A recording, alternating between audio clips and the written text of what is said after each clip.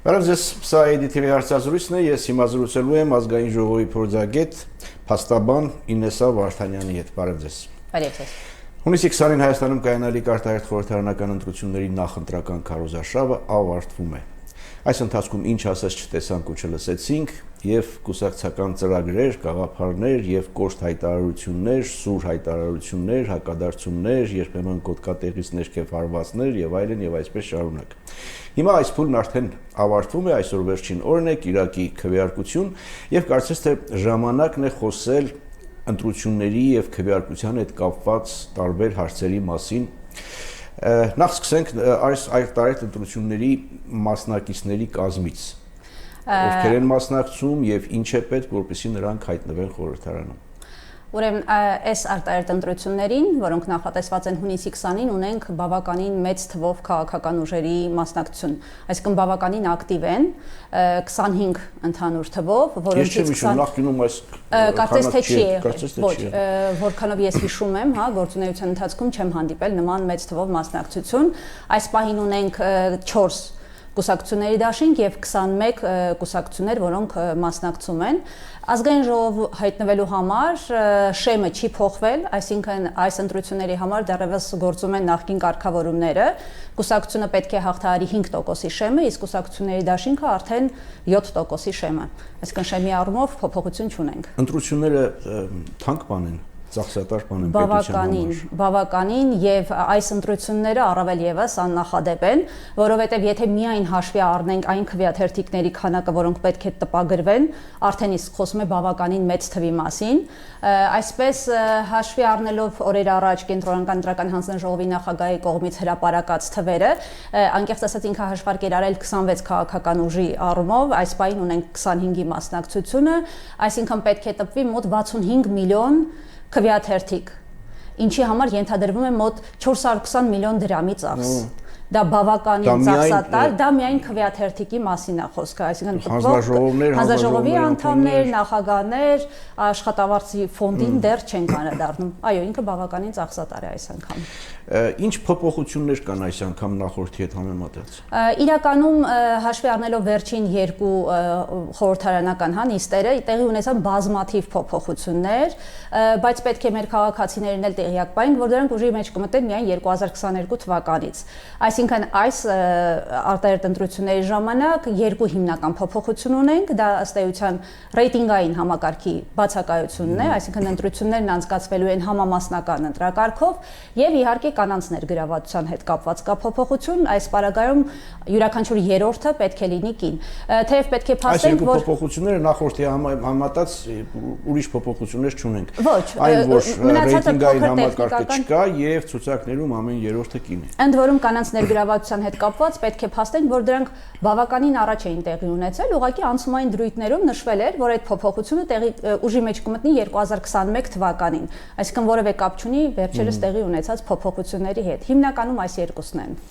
Ընտրության կարգը, քվեարկության կարգը ավելի ճիշտ։ Ընտրության կարգը իրականում բավականին պարզեցված է։ Քաղաքացին իր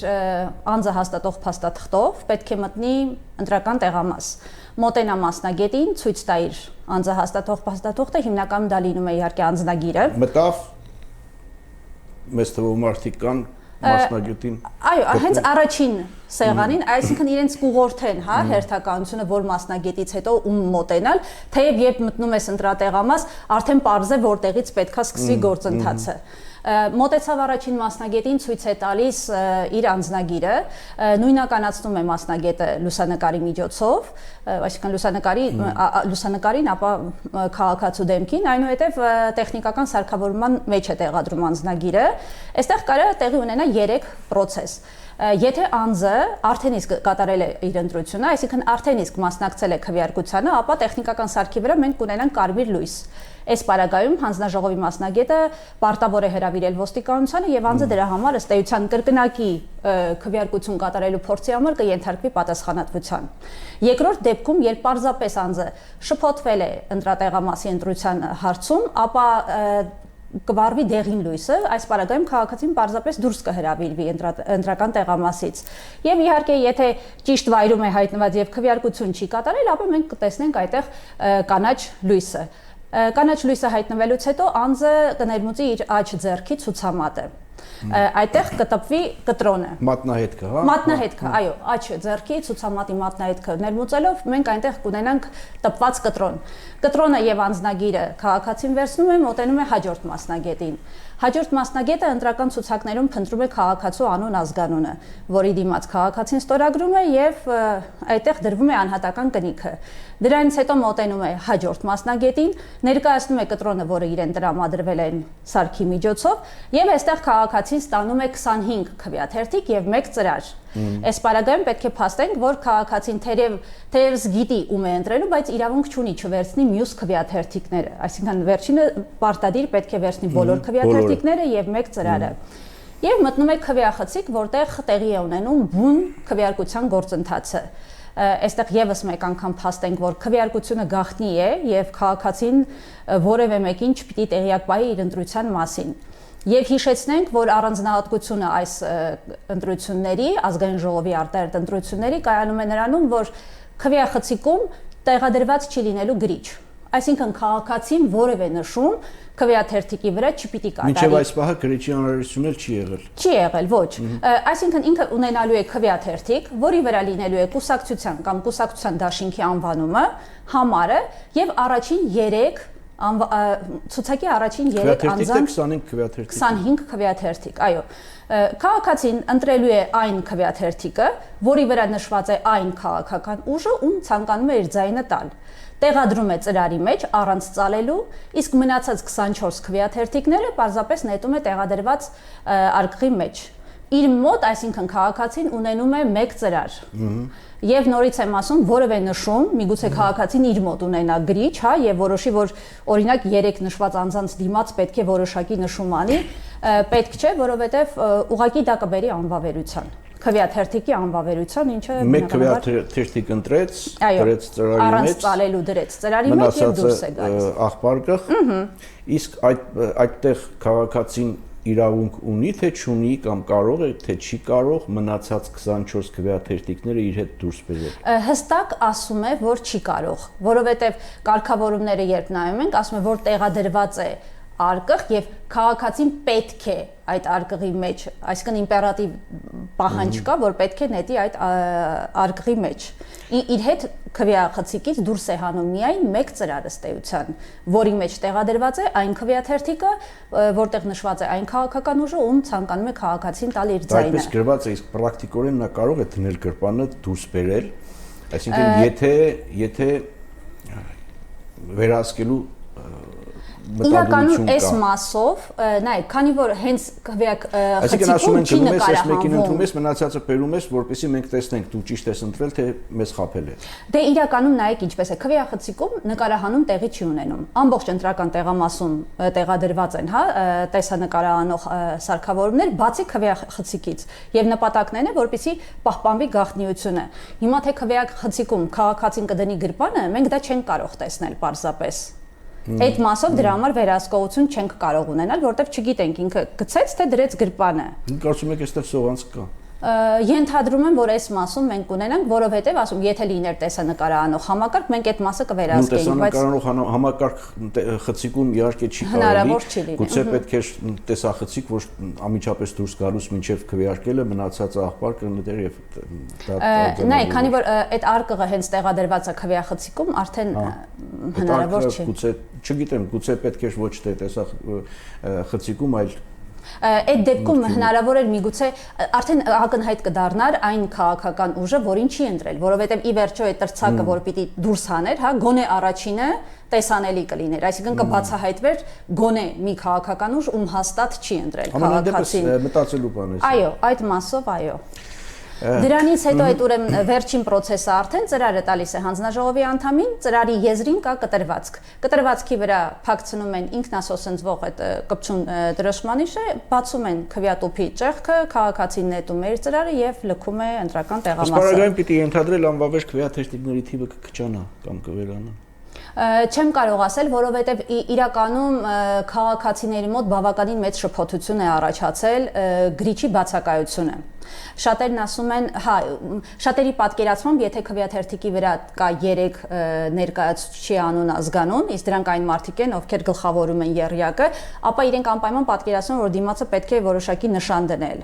Դրա համար չի էլ բացառվում, որ քաղաքացին ինքն իր գրպանից հանի, հա, գրիչը, մտածելով, որ պարզապես տեղադրված չէ։ Գրիչը բացակայում է ինչ-ինչ պատճառներով։ Այդ մասով տարակուսանք թերևս ես ունեմ։ Լավ, թույլ տեսնող քվեարկողներ, չտեսնող իրենց համար խնդիրներ ունեցող։ Այո, իրենց համար ընտրության կարգը եւս հստակեցված է,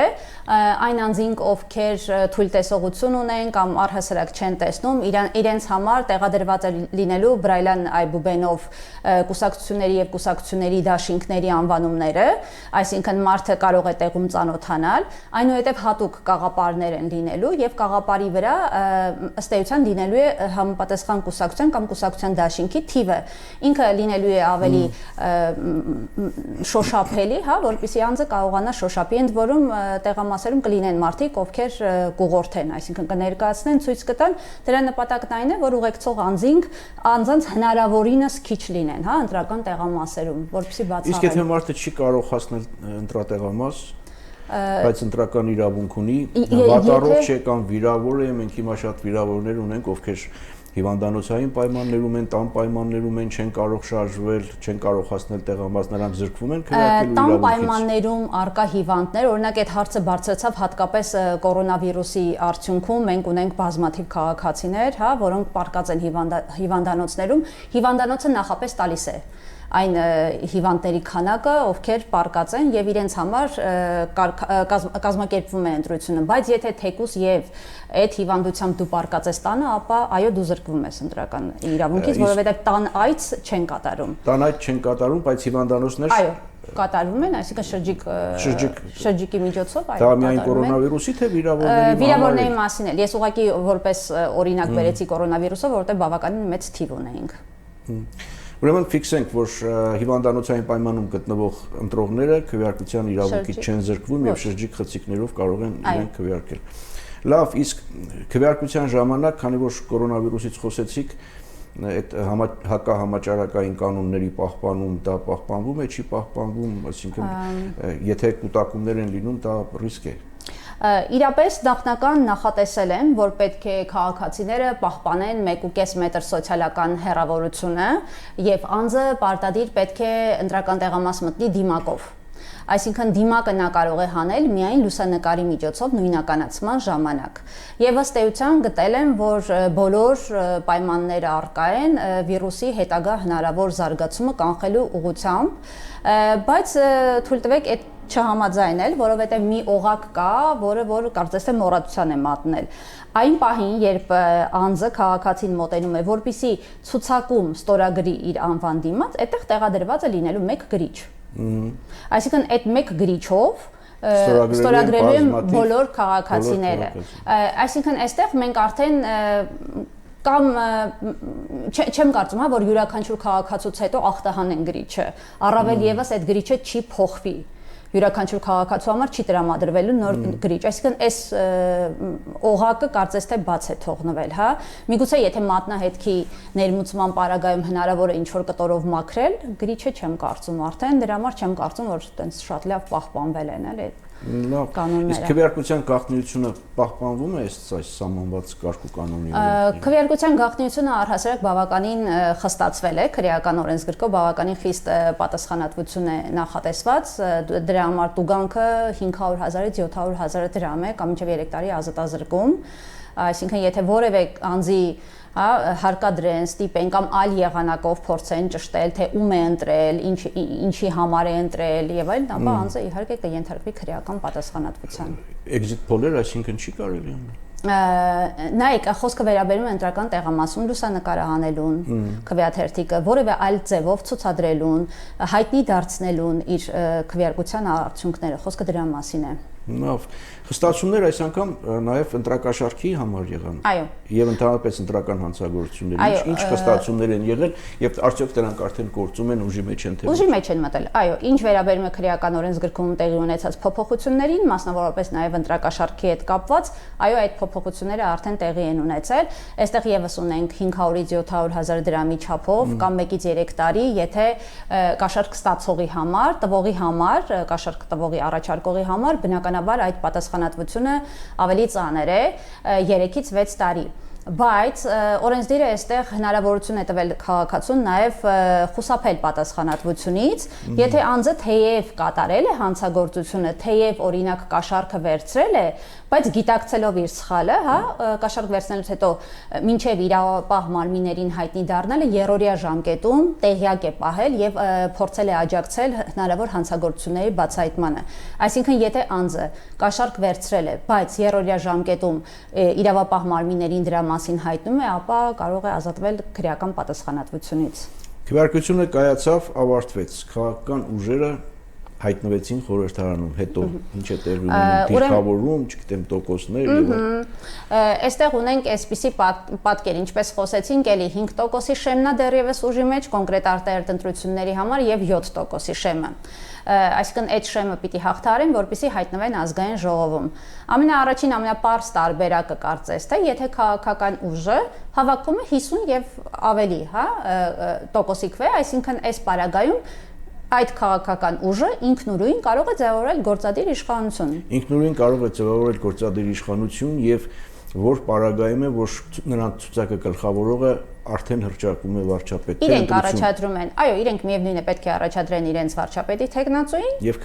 քվեարկեն։ Եվ քանի որ իրանք բավականին մեծ թիվ են կազմում, հա, իրենք արդեն որևէ խնդիր չունեն այլ քաղաքական ուժի, այսպես ասած, օգնության կամ աջակցության կամ չեն սպասում այլ քաղաքական ուժի որոշակի վերաբերմունքի։ Այսինքն այս պարագան ամենապարզն է։ Եթե ունեն 50+1 Այո, եթե ունեն այդքան,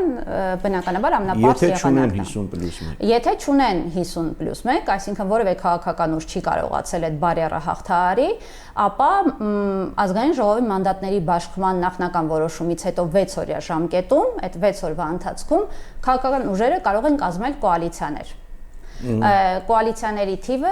այսինքն Այդտեղ տարբերակված կա թե առաջին տեղը զբաղեցրած թիմը առաջինը պետք է փորձի կոալիցիա կազմել, հետո նոր կարգավորումներով բավականին հստակեցված է, որ սկզբում իշխող քաղաքական ուժը, այսինքն ամենաշատը առաջին շաբաթը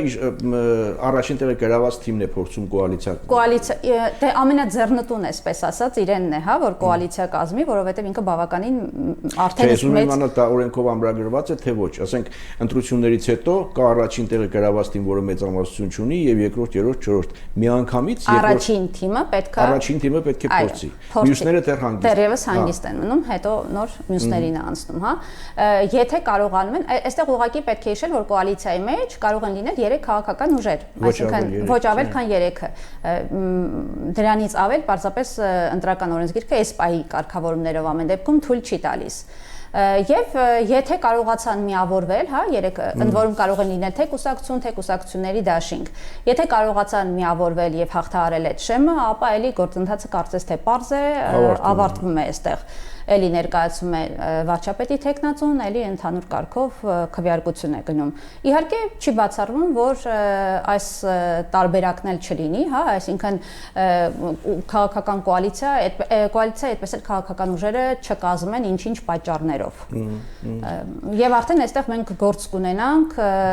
երրորդ փուլի, հա, այսպես ասած, կենտրոնական ընտրական հանձնաժողովը որոշում կայացնի ընտրությունների երկրորդ փուլ անցկացնելու մասին։ Եթե կոալիցիա որևէ կերպ չի ձևավորվում։ Այո, ինչը չի բացառվում, որ կոալիցիա ի վերջո չունենանք, պետք է արդեն երկրորդ փուլ ընտրությունների։ Ընտրությունների երկրորդ փուլը էլի որոշումը կայացում է կենտրոնական ընտրական հանձնաժողովը, որը տեղի է ունենում քվեարկության օրվանից հետո 28-րդ օրը։ Այսինքն մենք էլի այդտեղ ունենք ֆիքսված ժամկետներ եւ 8-օրյա ժամկետ էլ, այո, ունենում ենք նախընտրական ամենաշատ ձայներ հավաքած երկու քաղաքական ուժերը։ Մյուսները ինչ են անում։ Մյուսները սպասում են։ Մյուսներին հավաքած ձայները, տոկոսները ամրագրված պահպանվում են։ Այո, թերևս կա կարգավորում նաև, որ կարող են միանալ, հա, իրար այդ քաղաքական ուժերը երկրորդ փուլի ժամանակ։ Այո, բայց